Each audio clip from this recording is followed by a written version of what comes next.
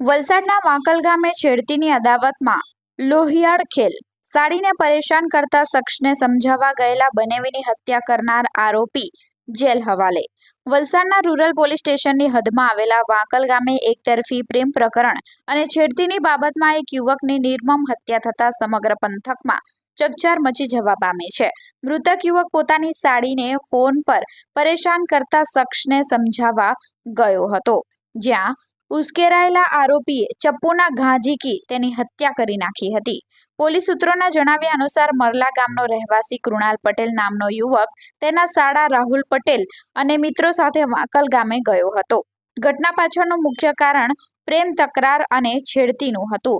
કૃણાલની સાડીને વાંકલ ગામનો રણજીત નાયકા નામનો શખ્સ અવારનવાર ફોન અને મેસેજ કરી હેરાન કરતો હતો. આ બાબતે રણજીતને ઠપકો આપવા અને સમજાવવા માટે કૃણાલ અને તેના સંબંધીઓ ત્યાં ગયા હતા. જોકે વાતચીત દરમિયાન રણજીત સમજાવવાને બદલે ઉગ્ર બની ગયો હતો અને આવેશમાં આવી જઈ તેણે પોતાની પાસે રહેલા ચપ્પુ વડે કૃણાલ પટેલના છાતીના ભાગે ગંભીર ઘા ઝીકી દીધા હતા. હુમલામાં ગંભીર રીતે ઘવાયેલા કૃણાલને તાત્કાલિક ધરમપુરની સિવિલ હોસ્પિટલમાં ખસેડવામાં આવ્યો હતો, પરંતુ સારવાર મળે તે પહેલા જ ફરજ પરના તબીબોએ તેને મૃત જાહેર કરતા પરિવારમાં ભારે શોકનું મોજું ફરી વળ્યું હતું. આ હિચકારી ઘટનાની જાણ થતાં જ વલસાડ રૂરલ પોલીસનો કાફલો ઘટના સ્થળે દોડી ગયો હતો.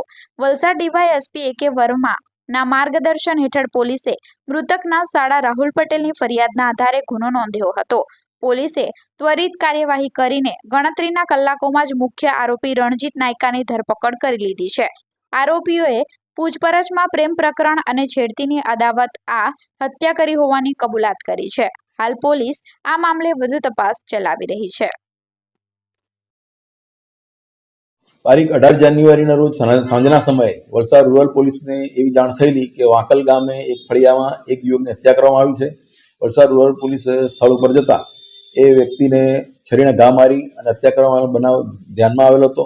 એ વ્યક્તિની બોડી સિવિલ હોસ્પિટલ ધરમપુર ખાતે લઈ ગયેલાનું જાણવામાં આવેલું હતું. જેથી પોલીસે તાત્કાલિક તપાસ હાથ ધરતા એ વ્યક્તિને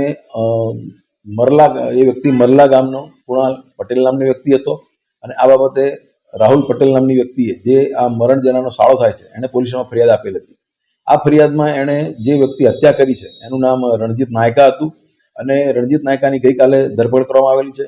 આ ધરપકડ દરમિયાન અને એની પૂછપરછમાં એવું ખુલેલું કે રણજીત નાયકા, આ જે ફરિયાદી છે રાહુલ, અને મરણ જનાર છે કૃણાલની સાળી અને રાહુલની બેન એને ફોનથી અલગ અલગ મેસેજો કરતો હતો અને ફોનથી પરેશાન કરતો હતો.